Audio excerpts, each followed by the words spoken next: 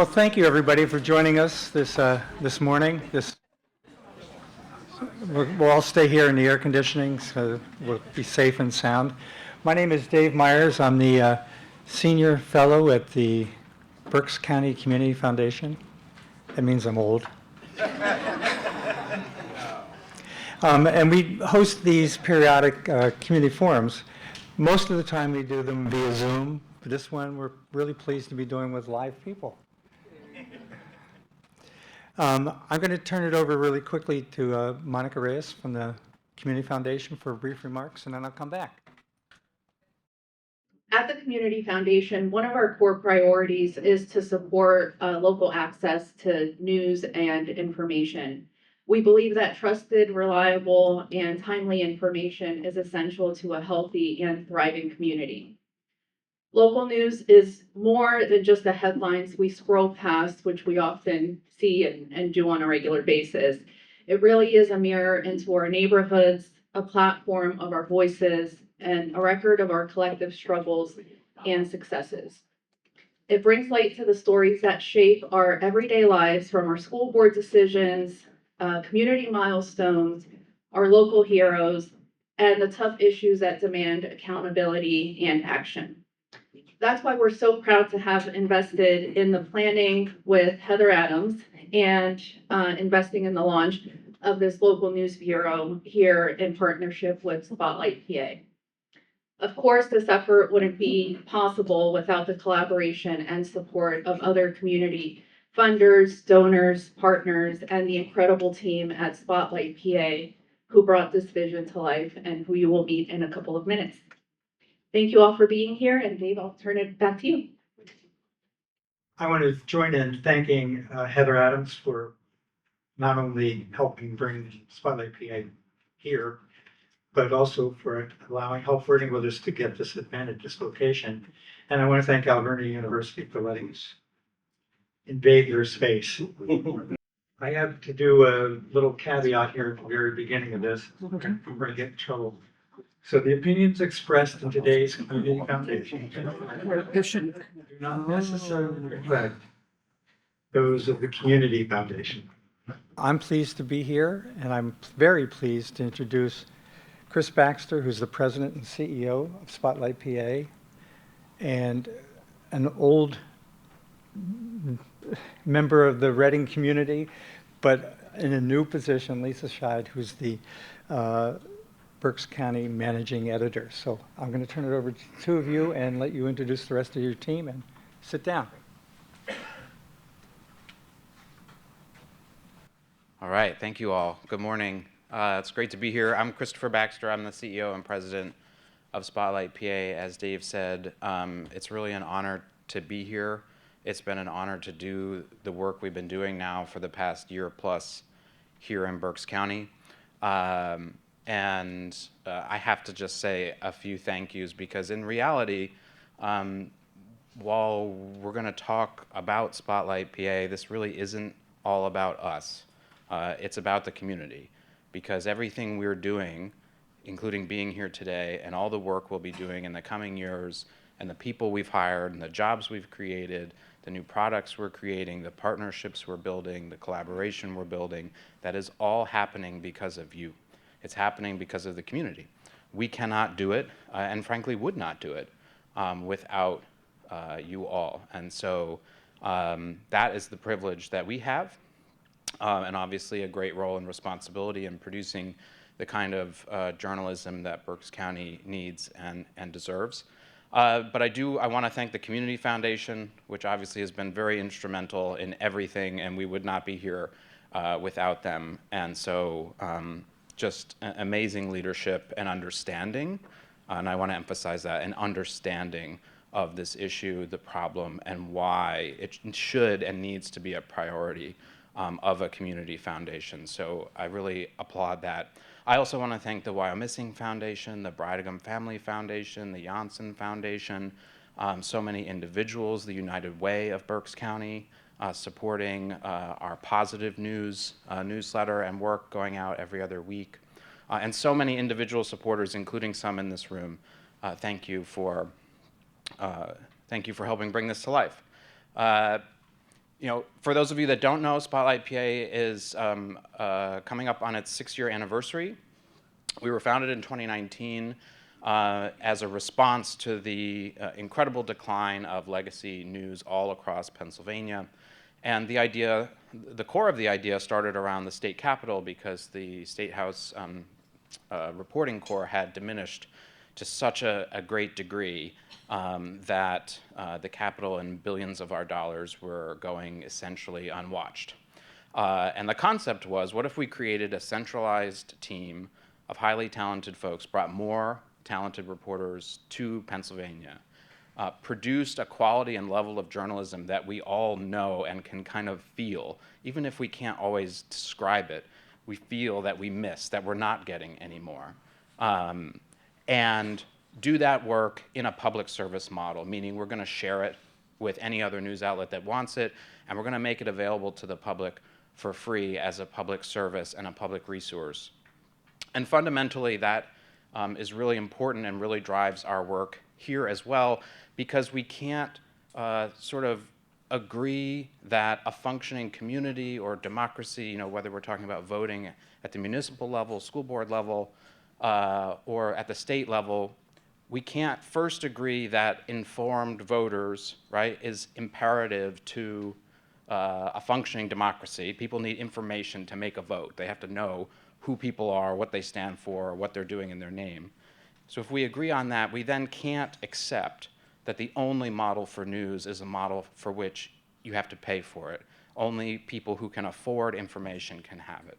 Not to say that a nonprofit model is the end-all be-all, but we need a mix. And the second thing that's really important about the nonprofit and community-based model is that it puts quality and the public first. And for so long in our legacy news outlets, and you all preaching to the choir, the commercial business of legacy news, right, subsidized the journalism. But newspapers were in the advertising business. That was their primary customer. Now, they used that to subsidize a great public service, right?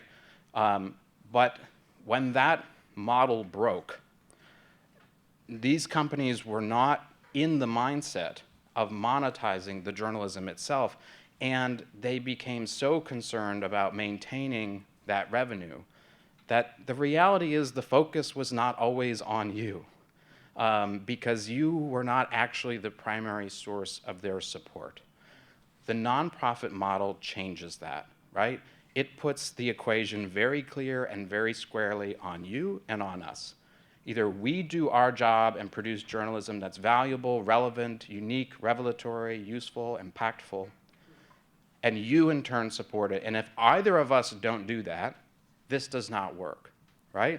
But we are not going to get it anywhere else. And that's the great responsibility we feel with Spotlight PA every day. It's really two sides of the same coin. In one sense, it's so exciting, right, to be here with you, for me to be able to go all across Pennsylvania and talk about how we're building something new back in news, in service to the people and built around the core purpose of what journalism is intended to be in our Constitution, in our democracy. Right? Journalism is the only profession specifically mentioned in the Constitution. And yet it's huge, right? The media. It's screaming heads on cable news. It's sports. It's breaking news. It's opinion. It's all of these things, right? But what is it about journalism that fulfills that core constitutional mandate, that core purpose in a democracy that we know is fundamental? And in our mind, that's two things. One, it's the role of the fourth estate. And by that, I mean the independent check on power and influence, right? We have three branches of government, but we have a fourth power that should and must answer to the people, that demands accountability, right? And keeps track of what people are doing in our name. And number two is public service. And this is, unfortunately, where so much damage has been done in the past few decades as legacy outlets have struggled and not only shrunk, right? Lost reporters had to, cut the size of the paper, or in many places discontinue it. at all, but also they've abdicated their role in the community, right? To show up, to talk, to have forums like this, to talk about the news and what's good about it, what's bad about it, to help understand why it is we get what we get, right? That public service model. And again, that is what the nonprofit positioning really puts forward and why that choice is so important, because it emphasizes and puts as the North Star, right, to the continuance of this work as those two things.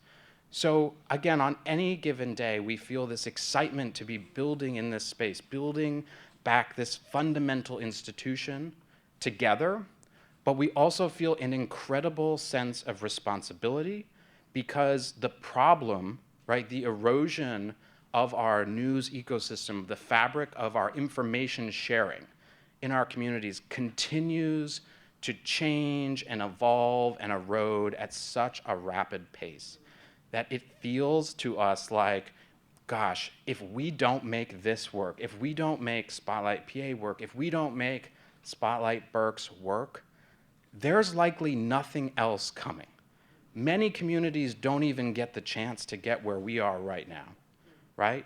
And so we feel that. We feel that pressure, and we feel that sense that however we make it happen, however creative we have to get, whatever we have to do to make sure that we can maintain that core reporting in our communities and in our state, right? Those two core elements that journalism must be for us to continue to be a functioning community and democracy. And by the way, if we can get to a point where we know that that core is secure, then we can start to build back lots of those other things that journalism is, right, and that communities want and enjoy. But we have to make sure, and part of the way Spotlight is aligned is to make sure that core is where we start. Because if we don't have that core, like if we tried to do all the other things but we didn't really have that core purpose, then we wouldn't actually be protecting, right, the nut of what we need this work to be. And so that is, you know, where we begin here in partnership with so many outlets that already serve the state.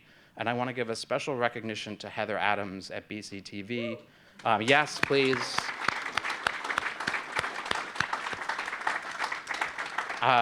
Not only over the past year and a half have I thought I became Heather's biggest fan, come to find out Heather has a lot of big fans, and I'm definitely not at the top. I've got some work to do.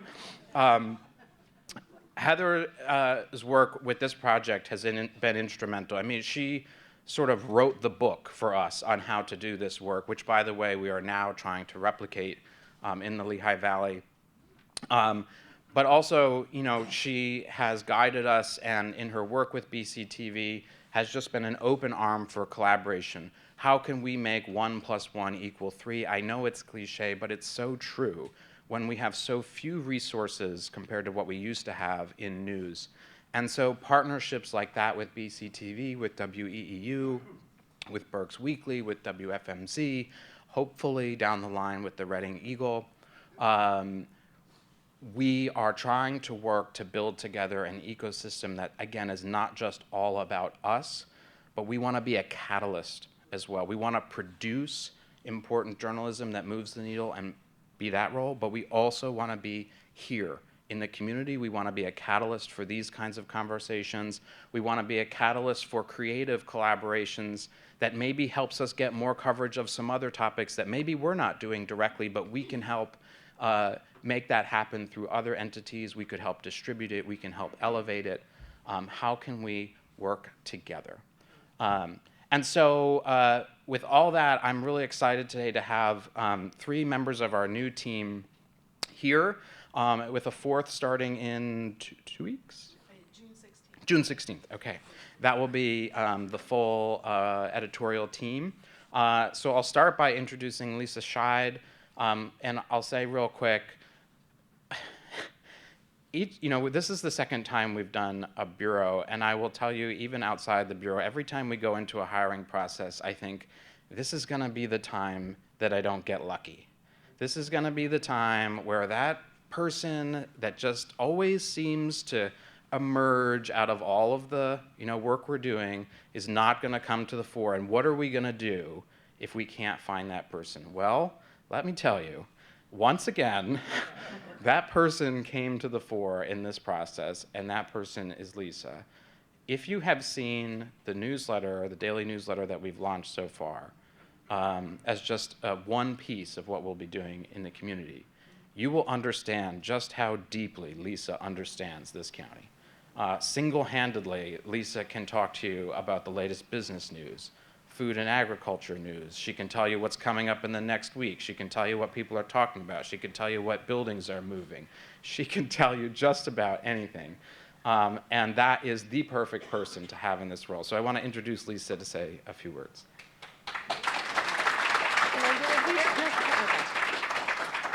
So I'll try to keep my words a little bit brief.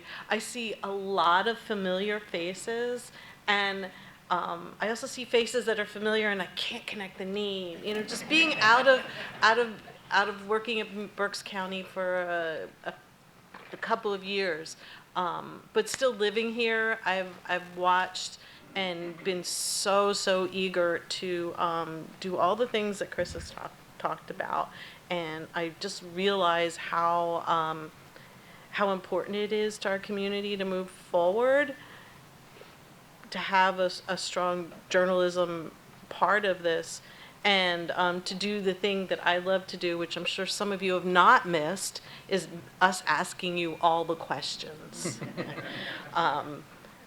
Somebody just, I don't know, Dan Fogarty had just said to me, like, I always asked, as a reporter, I was a business reporter, and I always asked good questions. Well, we got 3 reporters who are going to ask great questions, and I'm so looking forward to serving the community and being a catalyst that Chris described. So. Go ahead and introduce. Oh, and let me introduce our two of our reporters. Next to me is Gabby Martinez. She is the Quality of Life reporter, and Amanda Fries is our regional accountability reporter. And do you want me to just let them talk a little bit about that? Okay. So I'll have you both just say a little bit about who you are and what your beat is. Okay. Yeah, so I'm Gabby Martinez, and I'm the new Quality of Life reporter here in Berks County, and super happy to be here and ready to get started on stories. It's my second week right now, and so basically what I'm going to be doing is covering social services and just looking at how taxpayer funds, if they're being used for what they promise they're being used for. So, and just also looking at, stories that center people and the community, while also including that accountability, dimension to it, and more investigative stories. That's sort of a little bit what I'm going to be doing. I can talk a little bit more about what I was doing before. So before coming here, I was working at WITF as a radio reporter. I covered Latino communities in central Pennsylvania, but I worked a lot in Reading and in Berks County in general too. So I was working, those stories that I worked on are similar to what I envisioned myself doing here, which is looking at accessibility to housing and education, and also language barriers. That's one thing that I really did a lot in my reporting, just looking at like cultural competent tax services is one story that I did when I was back at WITF. And some of the reasons why I'm really interested in that is because I was born and raised in Puerto Rico, so I grew up, I am a native Spanish speaker, and I learned English in high school, and like by watching Nickelodeon and stuff. And so so that's just something that I feel like I connect to a lot, and when I'm doing those stories, and I think in Reading in particular, it's so important to look at the language accessibility part of everything. So what else can I say? My background is, before this, I was working at C-SPAN before I started here. I was working as a radio producer and covering like live congressional hearings and stuff. And so this is very different because I went from national and going back to local local reporting again. But I think that's kind of looking at that, what's happening nationally at a federal level, make me really want to go back to local reporting because I'm seeing all that's happening now in the administration, and it's like more important than ever to do accountability reporting to see the impact of just federal cuts and immigration policies, directives that are going to be impacting the community. So that's like one of the things that also attracted me about coming back to Reading, the area. So yeah, I'm not gonna ramble, so like, you can go. Well, thank you, Gabby. Hi, I'm Amanda Fries. You might have seen my byline. I was doing freelancing for Spotlight prior to joining full-time. I'm from the area. I went to Owen J. Roberts, graduated, went to Temple University for my undergraduate. And previously, I was working in Wilmington, Delaware as the state reporter as well as the Wilmington Watchdog reporter. I was a jack of all trades. And I got to do a lot of great work, particularly when it came to their testing for lead in drinking water at schools. They did it during the pandemic, and they botched that testing. They didn't alert the community that they had found high levels of lead in schools across the state. I reported on that. I showcased that. I held them accountable, and they had to retest the school drinking water across the state. And then for the first time, the state allocated funding for childhood lead poisoning prevention. So that's the kind of stuff I'm looking to do, is holding your local officials accountable. Thank you. But I am just so incredibly excited to see so many people in this room. That is really awesome to see. As a reporter, I've been doing this for 14 years. I started in upstate New York, covering local news in Utica. And then I bounced around throughout New York covering various different topics, whether it was agriculture or the environment, and then landed on covering state government in the legislature during the pandemic and when Andrew Cuomo was still governor. And if those know anything about him, I will say no more. So needless to say, I'm really excited to be back in my hometown. My partner and I moved back here a couple of years ago when we bought a home. We lived there with my partner and 2 dogs. I'm closer to my family. I have a lot of family that live in Berks. I have friends who live in Berks. I have more family that live in Berks than I realized. So I think I'm going to be learning a lot about the community that I've lived around my entire life when I was in high school.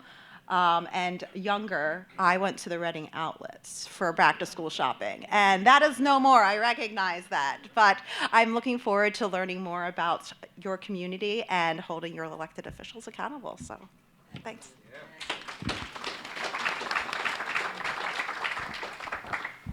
Journalism's a funny thing, especially for some people it's a funny thing to support because it's not like a typical maybe social service organization or something else in the community you really love, the symphony or the art museum, and that, we have to maintain a level of independence.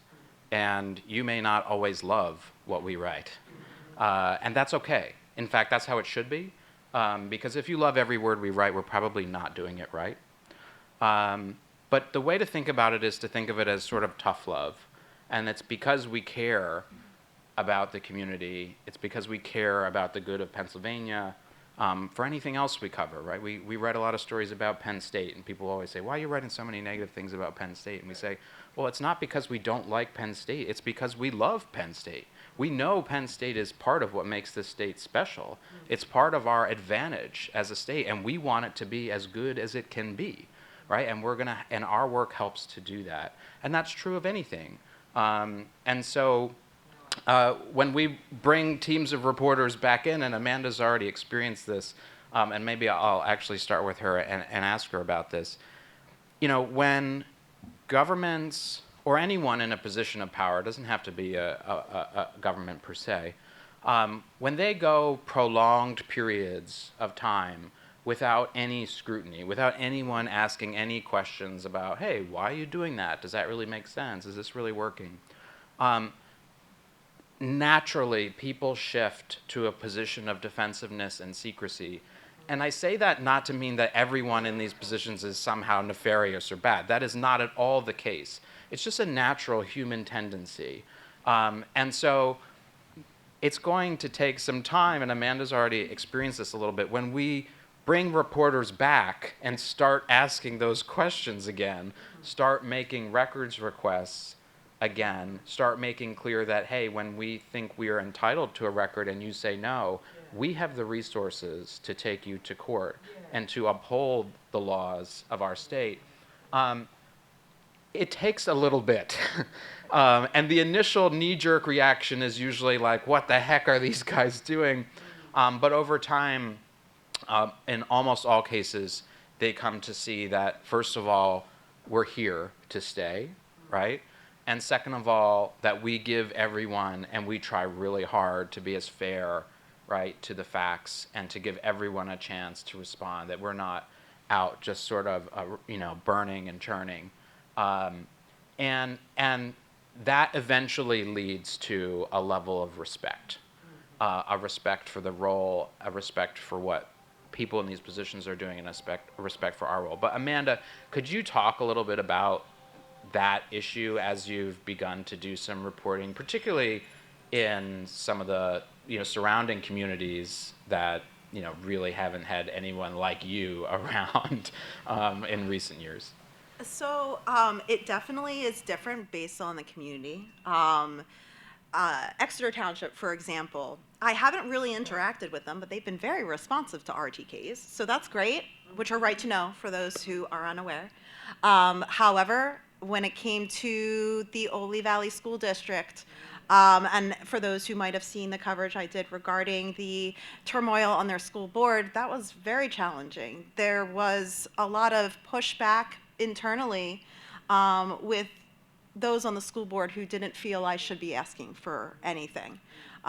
So there is a little bit of a learning curve with some folks, and for me, it's been about persistence and, just being very straightforward. I'm not trying to be adversarial here. I'm just trying to get the accurate information because it's going to benefit you, me, and the public at large. It's good to be transparent. Sunlight is a great disinfectant. And I don't know if Chris had said that already, but so needless to say, it's really about persistence. Sometimes I've requested records from communities, they provided them, but they're not usable. So sometimes it's going back and being like, hey, this is really not useful, like I can't search this, it doesn't really tell me anything.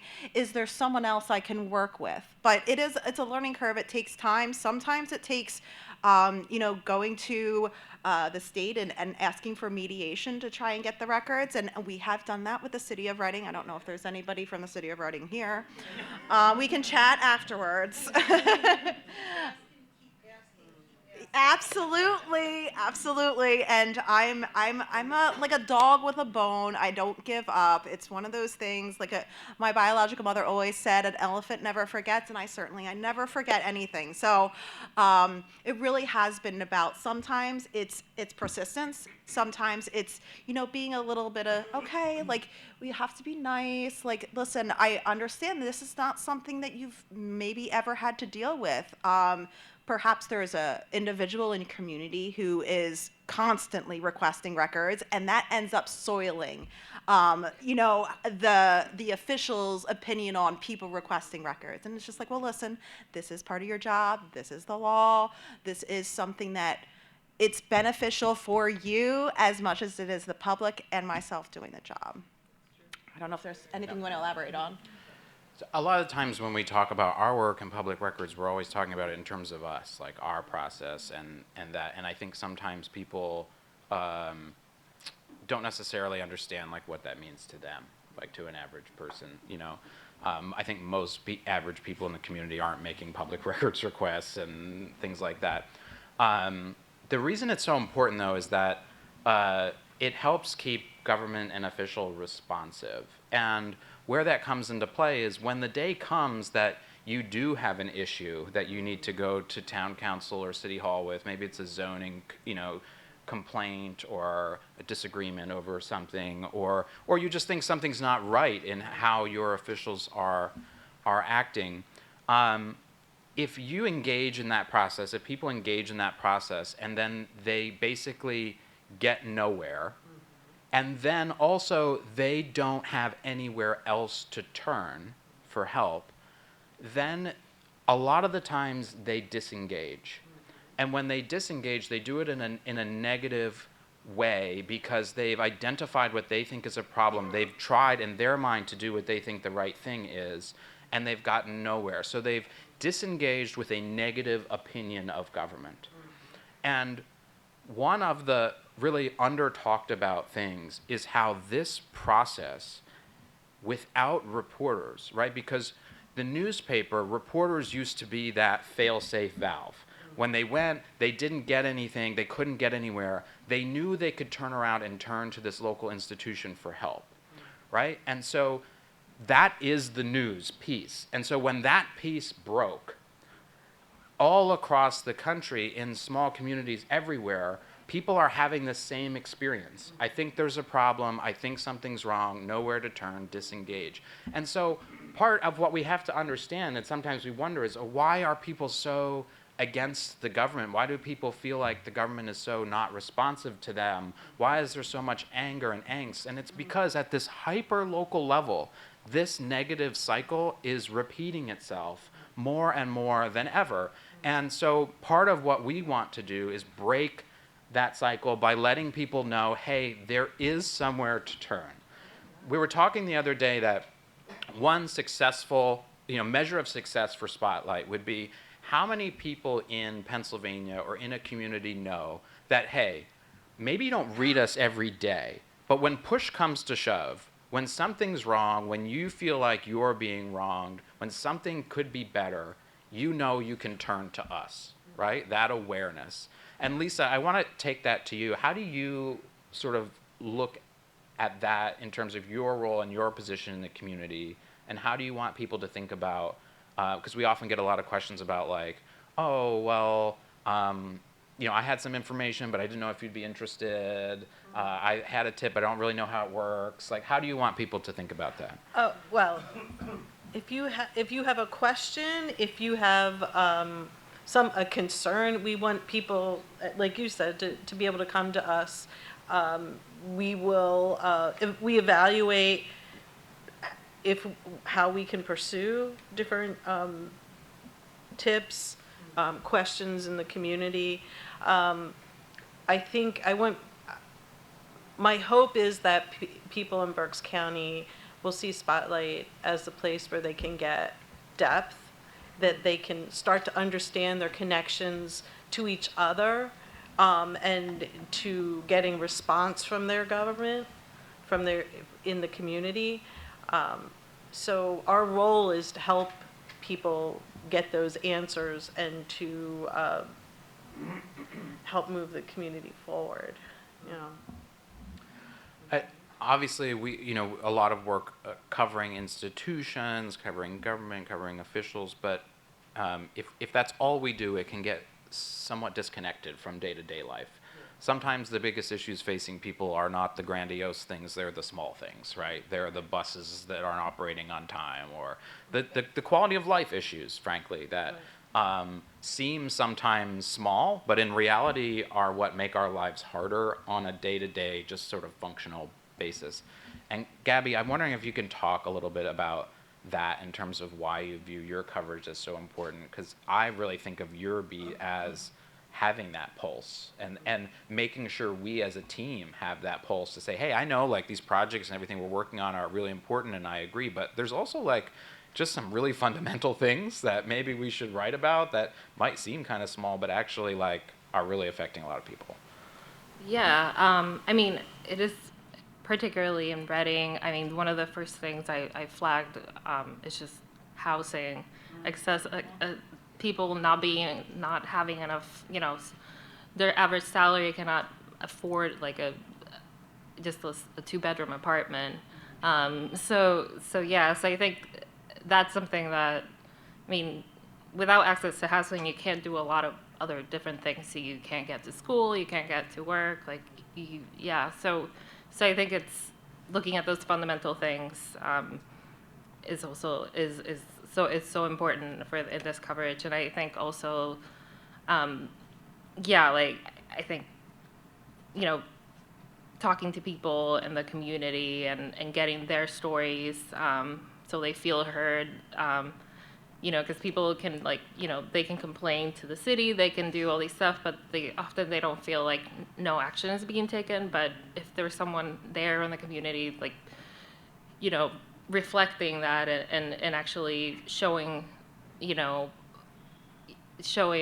their problem and they feel like they feel like validated, someone's listening to me, and like maybe now that like there would be a solution to this. So I think that's kind of part, just so I think like any follow up to that. Sorry, I'm really bad. Like I just rambled. You're great. So. No, that was great. Someone described it to me earlier this year, and I thought this was a great way to think about it because, especially in our partisan, environment that we're in, I often will field emails from someone who's angry about a particular story, and they're like, "Aha! I knew you were in the pocket of the left or the right. I found it." And I always respond, and I send them 5 or 10 stories that are about the other side. Because the truth of the matter is, and I say this all the time, we don't care about your politics. We truly do not care. But I do think in terms of, some of these bigger issues about government access, transparency, whatever, it's not about a single story. And I really encourage you, whether it's in reading the work we're doing or reading any news source, you really need to spend a little time with it and judge it by the totality of its work and not any one particular story, because the work we do is really sort of chipping away at a wall, right? No single story, no single investigation is going to change everything. And in fact, to remember that we don't have the power to change things, and that's how it should be. Unless you want to give me subpoena power, I will accept that one. But generally, change is not up to us, right? It's up to the people and those with power. And so we have to really think about this work as chipping away at that wall of, mis and disinformation, of lies, of secrecy, of all the things, nefarious or oftentimes not, just sort of bureaucratic red tape and the way it's always been, chipping away with each story at that work and making sure we continue to chip away and do that work as long as we can so the next person up can keep doing that work. And I think that is a really good way to think about it. I want to shift now and turn to each of you and just ask you kind of what you're most excited about in this work and accepting this job. And I'll start with Amanda. Oh, okay. Well, I made some notes, and I'm like, I don't know if I feel like reading the notes. I feel like just being, open and honest with you guys. I was not excited about the traffic and the accident I was caught up in, and that's why I was late. But I'm really excited about getting out into the rural parts of Berks County, and not to toss Reading to the side. I am the regional accountability reporter, so I have a broader range, but I think Berks County is such a beautiful county. My family is a family of farmers, so I have an affinity for agriculture. So I'm really excited about learning about this community beyond just the city centers and some of those communities that there isn't any sunshine. There's, maybe 100 or 200 people that are living in one township or municipality, and maybe they're clued into what's going on with their local government, maybe they're not. And it's finding those unique stories, the weird things that might be going on in a community that like nobody knows about, but because it's so small, because there isn't much media coverage or really any attention, we'll be able to shine a little bit of light on it. Sometimes it might not even be nefarious, as Chris said. Maybe it'll just be something interesting that most people didn't know about your community. That's what I'm excited about doing, is really finding those neat, interesting stories, whether it is something that is like slam dunk fraud, embezzlement, or, you know, something where it's like, this is really weird. It's a company community with 50 people or something like that. Yeah, so I'm really excited continuing like some of the stories that I started in my past reporting job at WITF, and because since I did cover like such a big swath of territory, I can now focus just on Berks, and that's perfect. So like, yeah, like I'm really excited to like just digging more into the issues with youth homelessness. I'm also really excited just, you know, being in Reading and being able to do coverage that will be accessible to Spanish speakers. Like that's something I really want to work on. I also, yeah, I haven't moved to Berks yet. It's gonna happen soon. So I think I'm excited about living in the community where I'm gonna be reporting, because I feel like that's something that's gonna. I used to drive to Reading from Harrisburg in my past job, and it was an hour drive. Wasn't awful, but you know, I didn't actually. I always felt like I was kind of not parachuting, but just sort of like hopping in and then like leaving. I was there often, but I feel now like living in the city, like I'll actually have a better sense of what people go through. So yeah, I'm excited. I got to be close to the Puerto Rican parade, so so that's nice. Yeah. Thanks. I'm just excited. I'm excited to be working in Berks County again. There are a lot of things I feel that have been not covered or not covered. There are days when I look at as I put the newsletter together, I look at what's coming through and I'm like, more questions, there's little more to know. Oh, and in my early days as editor here, I put out right to know requests. It's not my job to do that. But I didn't have reporters, and I was like, we need to start doing this. And I am happy to report. I really wanted to say that when the Convention Center Authority hired a new company, they put out a press release, and I was like, but what's the contract say? And these are things, and this is what I think is, and so I got a copy of the contract. Had to jump through some hoops, but those were just hoops that journalists are used to jumping through. Like, please email a formal request to our lawyer, that kind of stuff. And they did respond. But I'm so excited to do that kind of journalism in the community that I live in. That these are things that now I'm going to start to sound like in the old days, journalists did this. And when I talk about the old days, I'm talking about the times when the Reading Eagle had 3 reporters in the county services building working, couple of reporters in the city hall, people at every single municipal meeting in the county. And like, I remember hearing editors deciding, should we go to, like, the nuances of coverage were like going to this zoning hearing board, oh, I don't have a freelancer to go to this one. I mean, these were small nuances that everything was covered. So I'm excited to be able to go to make steps to go back. I don't know if we'll ever get back to what we used to have, but we can, as a community, start to bring back more of the accountability that we used to do just by good journalism practice, because we had the people to do it.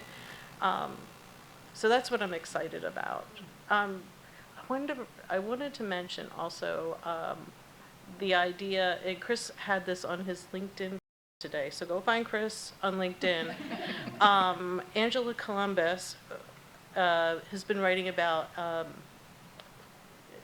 accountability involving aging, the Department of Aging in counties all over the state. And you would think, like, sometimes in journalism, you do the big story and then you move on, and she's sticking with it. And that's something that has been important to me when I left Berks County and left the Eagle, that there were things that I had been covering that just kind of fell away. There isn't the impact comes from continuing to follow something, not necessarily just writing a big investigation with all kinds of data. The impact comes from following things from something that happens at a municipal meeting all the way to how people react to it. And the word that has come through as I've been at Spotlight is it's iterative, and I also think that's a good way to think about. If I'm going off too far, stop me. All good. I also think I've learned to think about journalism that way. And when you come from legacy media like the Reading Eagle, or I worked at LMP in Lancaster most recently, the idea that you would change anything, any kind of change, is always like you've probably heard the metaphor of like turning a whole ship. Like it is, and every change is picked apart, and how many people this will call us and be angry that we did this one thing different.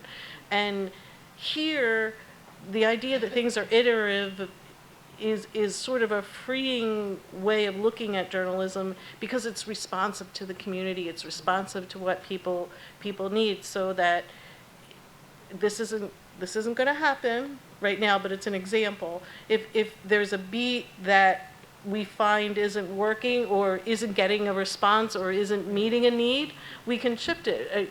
Good journalism organizations are often doing that. Reporters, maybe they cover workforce and they shift to workforce intersection with policy. I mean, there are ways, and the local legacy media doesn't do that enough. And I'm excited that we can be a part of something that is changing and meeting the needs in the community. And I looked over at Heather and I thought, we also are part of it. Spotlight is excited to be a part of it because we will be able to collaborate with other journalists in Berks County. And I like the way it's shaping right now, is that we have different roles, we have different strengths. What you turn to for Berks Weekly or what you turn to for BCTV is not what you're going to turn to just Spotlight. And that's good. The Reading Eagle used to kind of try to fill all those needs, and it's not possible now. So, but there are more possibilities now because there's so many people that are rising to the occasion. So, Thanks. Yeah, we think about it as, we say this a lot, we don't want to hasten the demise of what's left, because there actually is no answer to get it all back. There's no one thing that can do what really well-resourced and for a long time quite profitable legacy news used to be. And so we need to work together, not compete, but complete, help each other complete the report, help, distribution, eyeballs, like where we meet people, where they're consuming information is an incredible challenge right now. But we are stronger if we try to do that together. And that's why I've been so excited about the new daily newsletter that we've launched that Heather's putting together called Good Day Berks. If you're not yet, what's that? you said Heather, Lisa. Oh, Lisa, sorry. This is just because I've been scheming about how I keep Heather in my life.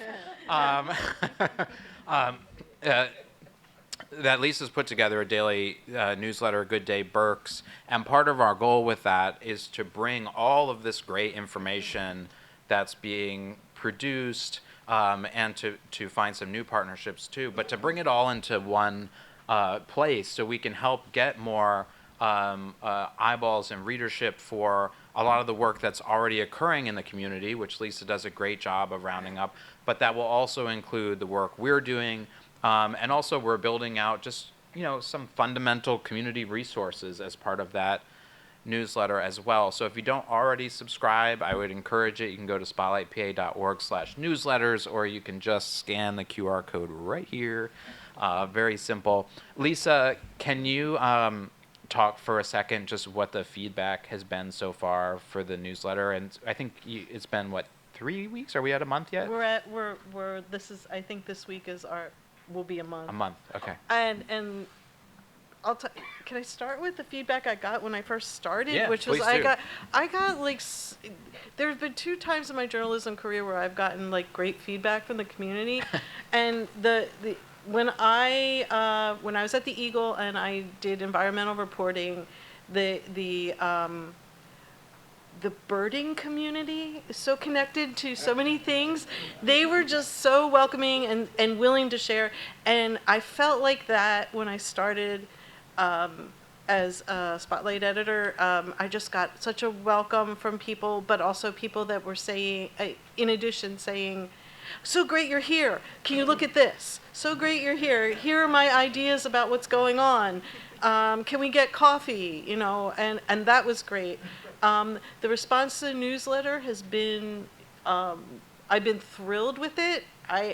I didn't expect, I've done newsletters before, and people have really embraced what we're pulling together. When you sign up for the newsletter, I'm going to look this up, but when you sign up for the newsletter, we send out a "Hi, reader, great," and at the end of it, it says, "Tell me what you like about Berks County," and I'm thinking, if you just subscribe to a lot of newsletters, who's going to take the time? But this is Berks County, and people did, and they were telling me the things that they like about the county, and they're telling me things about themselves. So I'm hearing things like they like the beautiful, what person put, the trees and the forests, and they like the hills. And one woman who lives, she's like, "I live right over the border, and I used to live in Berks County, and I love the food, the diversity of food, and the different kinds of people that I know there." And then we chatted a little bit about where she eats, and if you know me at all, and welcome to get to know me, like food in Berks County is very interesting to me. And when I was a Berks Country farming reporter, I loved writing about the food and how it is part of our community. So the response has been great, and it's only made me more conscious of the responsibility that I have. So when I put together the newsletter, I've said to people around me, this has to be good. I have to find things, and which is how I search for things that you might not have found or might not have heard about, because they're not coming through the usual places. We can find things, news, particularly business, because I have a business reporting background, but you will find things that you don't find other places, and that's my intention. And with the type of organization we are, and having someone like Lisa, the beauty of this is that Good Day Berks is for you. And so if there's more you want to see from it, if there's something else you want from it, you want us to consider something, this, that, or the other thing, that's what it's here for. We want to continue to improve it, to change it, to make it as valuable as possible to you.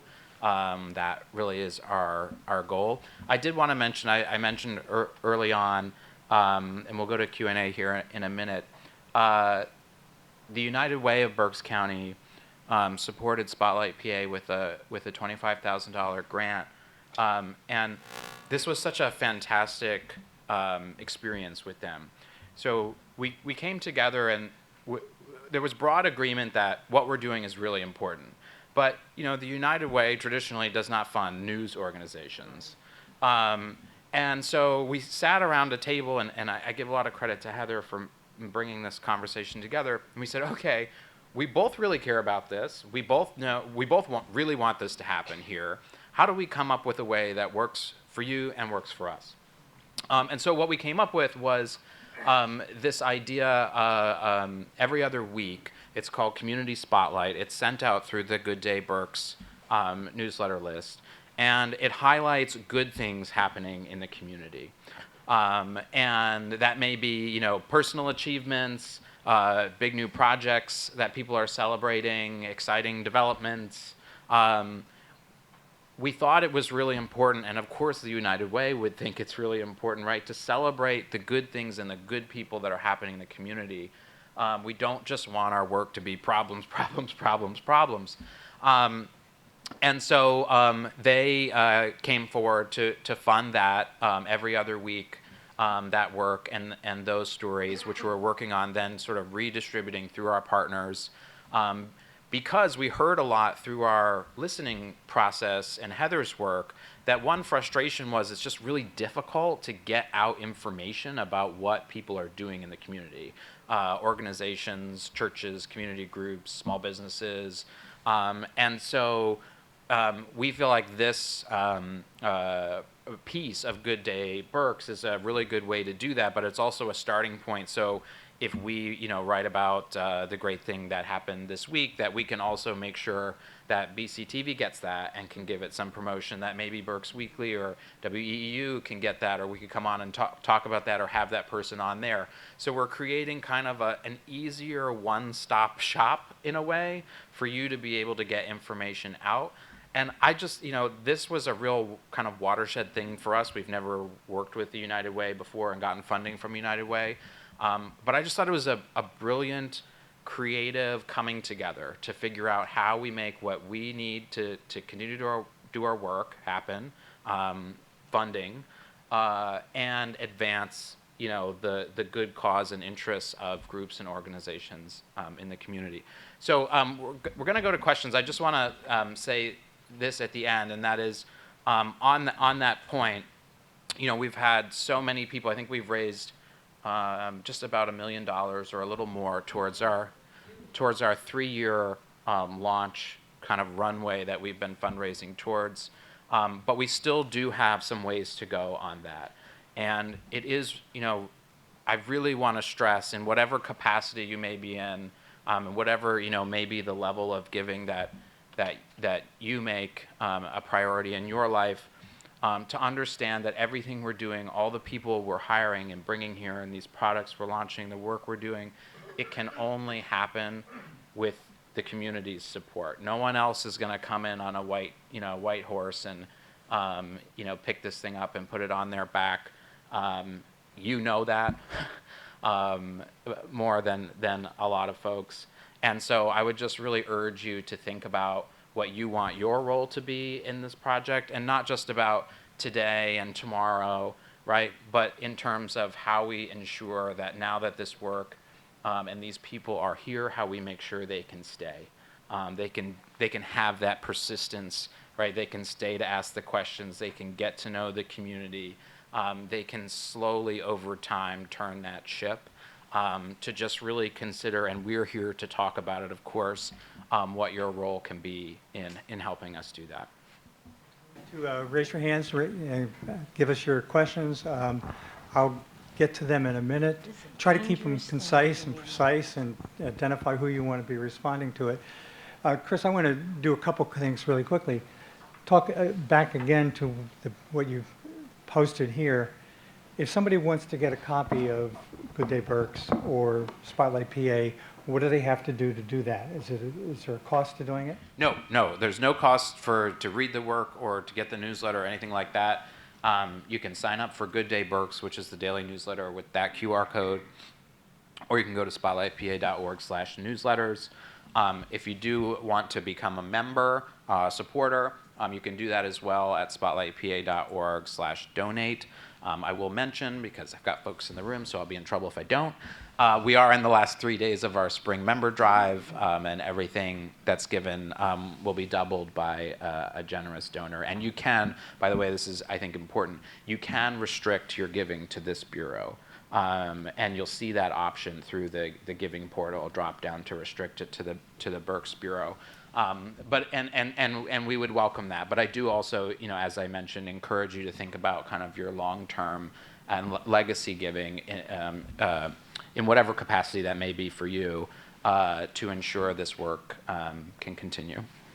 You mentioned early on about relationships with other media sources. Can you talk a little bit more about that? What the relationship is with BCTV, what you're going to be doing going forward, what you're doing with the radio stations, with the Latino radio stations in particular, I think are important. So yeah, first and foremost, I mean, all of the journalism we produce is available to all of our partners to republish, to make use of, et cetera, et cetera. So everyone that is partnered with us in the community, and there's no cost to that, is able to access the work and republish it.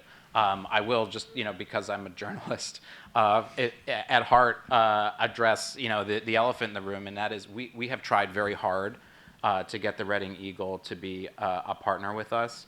I want to stress that the reason it has not happened is not because of the people here in the community.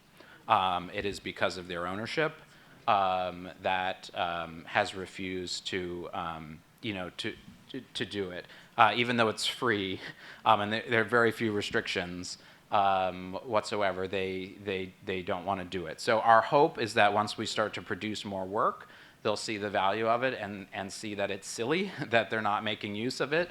In our other bureau in State College, covering North Central Pennsylvania, we are partners with pretty much everyone up there, but including the flagship legacy paper, the Center Daily Times, and we have a fantastic relationship.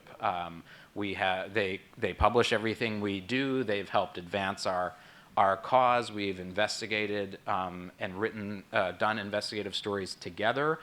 We've gone to court together, and we're really not fully integrated, but we respect, hey, okay, you're going down that lane on that story, great. We're not going to try to compete. That's ridiculous. We're not covering so much. We're going to go down this lane.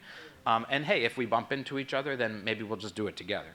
And so we hope to get to that point here. And I just want to stress, because I think it's important, we are really trying. We've tried very hard. We've invested a lot of resources. I brought our attorneys in to talk to their attorneys to try to assuage them of any concerns. We've spent resources. So we are trying, and we continue to try, and we hope to get there. But if we don't, we're going to work with everyone else. And we're really, really excited about, Heather knows how excited I am about that piece. Heather looks excited herself. Yeah. And so, I think we're just at the starting point for that. Great. Time for your questions and comments. Missy, I saw you have your hand up. Yeah, hi, I'm Missy Orlando. I'm with Alvernia. First, just want to commend you all, because this isn't just about it's great that you're here, it's important that you're here. And that's, first I want to make a statement, then I want to ask a question. The statement is, for those of us that have kind of grown up in this community, so it was the Reading Eagle and it was EEU, Y102, whatever, but part of your challenge is going to have to be not just to re-educate, but to educate in general. Because the people that are used to flipping the newspaper and going to Reading Eagle, I mean, we know that the readership is down. There's not that following. You're going to have to really rise up. So let us help you. Tell us what we can do to continue to do that, because that's critical. So educate, re-educate, and then there's one key word, and this is the question I have. Trust is so difficult right now because of the way that the media continues to be positioned. So how do you help bridge that trust piece and push it into this community? Because it's vitally critical. And I know I'm preaching to the choir, but it is really critical. And combined with that, you talked about reaching the Latino community. I think it's critical, important that all of the different constituencies have a voice within Spotlight and to make sure that, you know, proactively that's being heard. So that's my question.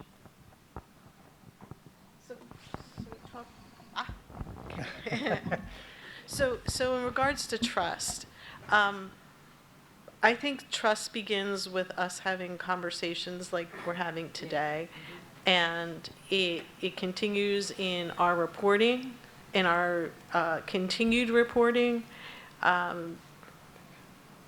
It is part of and kind of in our bones to, especially at Spotlight. My belief is that we're not just trying to run a quick story that gets in tomorrow to fill a space in tomorrow's paper. So we're going to be seeking, and people have a full opportunity to respond or to respond to the questions that we have. And that is part of the building of the trust that we need in the community. I know that the State College Bureau does listening sessions, and it is our intention to go be in the community and handle listening and do listening sessions. We are fortunate that we have an office here in Alvernia's building here downstairs, and we will be accessible to the community to come in and talk to us. We won't just be a voice on the other end of a phone or an email, although I will admit I do email a lot. So that's sort of like the foundation of trust, and just like stories that we will continue to follow. It is an ongoing relationship, and as my experience as a journalist, trust comes from being honest and candid, and polite, and sincere, and that's something that happens over time. If you don't know me, you're going to either want to know what I do, or you want to talk to me, and you're going to try to figure out what's my angle. And honestly, what Chris said, we want to just hold people accountable. So I'm going to ask you, we're going to ask about numbers, we're going to ask about whys and things like that. So you going to add to that? Yeah, I think, we have it sort of ingrained in our DNA, and I know this is true for Lisa, to be responsive. And I think responsiveness is a big piece of trust. It goes back to what I talked about before about people and interactions with local government, and how detrimental non-responsiveness can be to a relationship. So understanding, again, that we're not perfect. You're not going to love everything. We won't get everything right. But the difference is that when we don't get it right, we're going to talk about it. We're going to fix it. We're here, right? We're not going to just hide.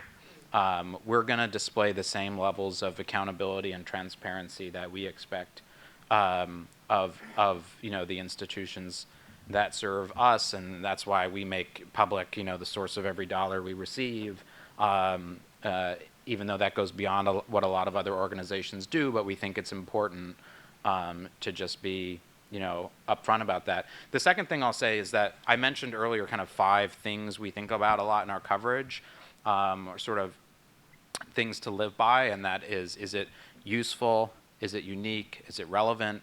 Is it revelatory? And is it impactful? And among those, I want to just mention, is it useful? Because we have found, and again, part of the reason why I think Gabby's role is so important, that when we're able to help people solve a problem, it doesn't have to be a big macro problem, but we help that they've met some barrier, and we can help get them information or get them to where they can get help. That moment creates a lot of trust and a lot of loyalty. And so it's really important for us, and we will continue to think a lot about, and we have the newsletter for this, and we're open to a lot of other creative ideas about how we can be useful to the community beyond the sort of traditional thinking of like, well, the journalists, they're just behind this wall and they fire the cannon of their story, and then that's that. You know, we don't do the do. You know, well, that's not exactly how we think about it. I mean, we're not going to take positions on policy. We're not going to, you know, get in the hand-to-hand combat. But if we can help people access information, services, if we can get them help, be a conduit for that, we want to do that. We want to be helpful to people. And again, that good news report as well, part of just having a healthy relationship with us. You know, that's, you know, consists of all of these things. Next question. Hi, thank you. Is this on? Yes. Yeah, okay. My name is Jane Palmer, and I want to really thank you for being here. Thank you for all that you're doing. Thank you to Heather for hosting those listening sessions that I was part of. I'm really, really glad you're here and that you're doing what you're doing. I'm interested in sharing with you the work that I've been doing. I've been part of a team that's been working on researching the Berks County Jail. We've had a lot of coverage. We've had 3 big front page stories recently in the Reading Eagle. The work that we have done is we've spent more than 18 months on this work and come to realize the tremendous complexity of the carceral system, among other things, the barriers to trust, because not everybody is included in decision making. One thing that was really important about the work that we did was that we made sure to listen to and include the views of impacted people who were impacted directly by incarceration, either had done time themselves or family members. I guess my question to you is partly, I see that that Gabby and Amanda both, I mean, it's an interesting titles you've chosen for yourself, accountability and quality of life. And I understand, Gabby, quality of life, you know, you're touching on housing insecurity, food insecurity, all kinds of Jane, get to the facets question, of, okay? sorry? Get to the question. Yeah. How do I work with you? I Good. mean, this is about the criminalization of precarity, basically, is my concern. And it has to do with the government accountability and quality of life. Yeah, I mean, I was gonna connect with you after this actually and ask for your contact information because that's a topic I'm really interested in. So, yeah, and I would love to see just more, you know, if you have like studies that you put together or any just investigation, how you've done your investigation, that's really interesting to me. Just as, yeah, like I definitely would love to just learn more about the work you're doing. Good. Donna? I guess about 17 years ago, there was a rogue politician that said, drill, baby, drill. I'm going to be a local rogue politician and say, dig, baby, dig. Because I sit at city council meetings, in full disclosure, I'm the president of city council, but I'm also a longtime reporter, former colleague of Lisa's. I get so frustrated without the follow-up questions. Years ago, you know, we had reporters who, and it's not the fault of the current reporter, but people who dug, who asked the questions, who followed up, like, why did you vote like that? Who look at buildings and say, what is the blight of that building? Who's the LLC that owns it? Is there a government connection? Is someone within the government a part of that LLC? The digging, because a city like Reading, even the County of Berks, nobody's at this point in journalism really doing that kind of digging. What's happening in District Township? What's happening with the Brandywine Heights School Board? What's happening in all these places? We had loads of stringers, Lisa remembers that. You knew you had that touchstone of what was going on. But I can only speak sitting there for years now on city council, seeing the strong reporting and also seeing the fact that, with all due respect to Noelle, who does a great job as a communications person, everything's a press release and everything's taken verbatim. things like, why is the flag not going up in a pagoda when it could, but we're putting other flags up? Why, why is construction, why are vehicles allowed around the pagoda during construction times when it infringes on insurance liability? What's going on with the housing? Why, the questions of why certain votes didn't go through. Follow up. Just don't take a press conference as being the be all and end all. Questions. So as someone who did the questions as recently as 5-10 years ago to municipalities in Lancaster, I expect those questions to come to me and my colleagues, whether it's the auditor, the mayor, other councilors, appointed officials. Please dig into this city. Ask those questions. Why do we look the way we look when our sister cities are thriving? There are reasons. Ask those questions, please. That's my question. Dan Fogarty. We're in Reading. How long before we can do this great work in Spanish as well as English? Yeah, so I in my last job, I used to do a lot of translating, but I think with my stories, I don't know if that's, that's definitely something that, at least the reporting part, a lot of the process sometimes I do in Spanish because the people I talk to are only Spanish speakers. So that's why it's essential to make sure that reporting is helping them and they can understand it. So, but yeah, we have translation at Spotlight. The voting guides are there's someone who works on the voting guides and makes sure to translate them to Spanish, and I think that's excellent because people can actually understand what they're voting for and also how to vote and just who are the candidates, just basic information. So on that question real quick, I mean, sometimes the conversation starts and ends with are you translating your stories into Spanish? And the reality is that that's actually the easiest part. The two hard parts are, number one, having someone on staff and in the community to understand the issues that are being faced and the obstacles that are being faced, and to make sure that is reflected in our coverage, whether that's reflected in English or Spanish. Number one, which is, again, why I think Gabby's role is so important.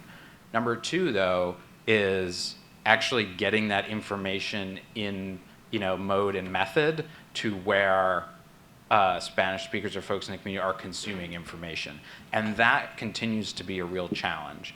Not in particular to the Spanish-speaking community, but it's just a challenge facing news in general, because where people are getting information now is so fragmented. And this goes back to why we hear in the community from associations and whatnot, how it's so hard to get information out. Well, it's because there's not just one standard channel anymore. It's so fragmented. And we have that same challenge. What we need to do and understand, though, is what are the existing networks in the community where people are getting trusted information, and how do we work together to get our information into those streams. And so that's something we really want to work on here. There's no kind of perfect answer, perfect playbook, and I'm not just talking here in PA.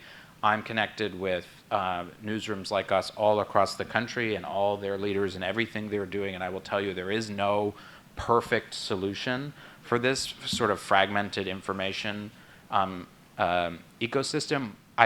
But I do think the answer lies in working together.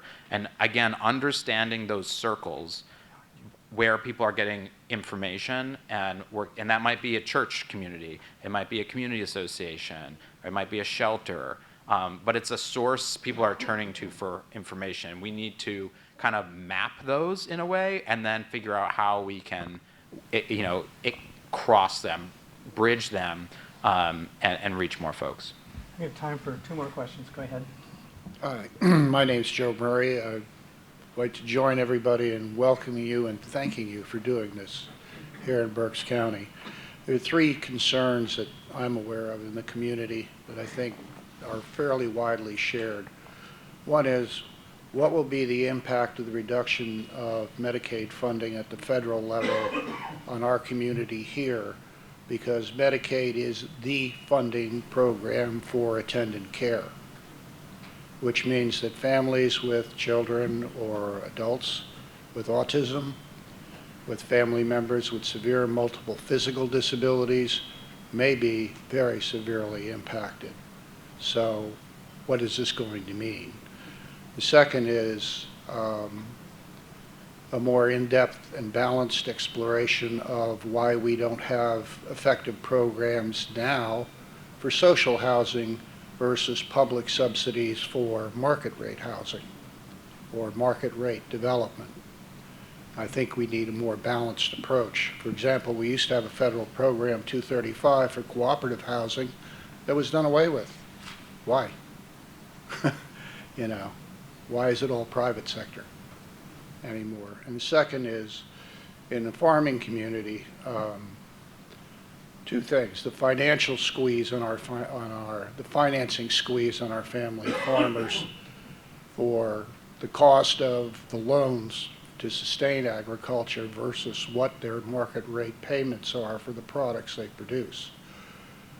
Constantly squeezing family farms out of existence, and then we either get large corporate farming or we get cookie cutter developments covering up very valuable fertile farmland. And related to that is the whole issue of warehouse development on agricultural land along the Route 222 corridor and 6178, which the Maxitonic Coalition has been very active in. And the other is, and my respects to the Berks County leaders that accomplished this. Berks County has more farmland in the Farm Forever program than any other county in the state. Okay? But where is the financing, the grant programs, the fixed low interest loans for young people to get into agriculture? And believe it or not, in talking to them, there are a lot of young people that would like to get into agriculture. But when the entry price is $1 million, ouch. Thank you. Thank you. Good questions for you guys to think about, right? I wrote them all down. Thank you. Thank you. One last question. Go ahead. Yes, I just wanted to share with his, thank you very much. I wanted to share with what my brother had to say in terms of bringing the people to the table that have the outlets that would be able to make sure that the any other group, family group, or a constituency would be able to be in Spanish or in French, because we have a lot of we have a lot of Creole, thank you, Haitian Creole as well. So, but my question is this: you're two of my favorite people already, because simply housing is a very much concern for the NAACP as well. And also environmental issues, because we sit on a full footprint of industrial contamination. And we're still building houses, brand new houses, on environmental unsafe places. Now, those are the things that I have a concern with. So I really will look forward to coming into your office and being able to share our information. We've done this for almost 20 years of what has been the environmental footprint of Berks County. And we're sad that they are now building houses on top of the not blighted land, contaminated land. So I just look forward to working with you. Thank God. Thank you. Yeah, we Yeah, I think we you look have forward some to that as well. Good topics here, Chris, Yeah. to work on. I do want to say, in addition to the newsletter and supporting us in the way that's right for you, these conversations are really, really, really important to us. And so the other thing I would ask as you leave today, whatever groups you might be a part of, whatever that may be, whatever other communities you share time with, we would like to come talk about this there. So if you have suggestions as to where we can continue this conversation, we want to hear from you. Please reach out. We're happy to do it, and we think there's so much importance in just continuing to have this conversation with as many people as we possibly can. So we would be honored and delighted to do this again at the next location. Good. I want to thank everybody for coming today. I do want to say one last thing here. There's a real sense a lot of times in Berks County of people being negative about the community, about what's happening and how bad things are. And I think it's really great that you're not only talking about issues, but you're talking about the positive things, the good things that are happening here. And that is so important. We need to celebrate this place as much as we need to talk about what needs to be fixed and changed. So with that, we're going to end. Thank you, Chris and team. Great job. We hope you will join us virtually for our next community forum in July, where we're going to talk about the City of Reading's sustainability initiatives. So see you hopefully not in person then. Thank you, everybody.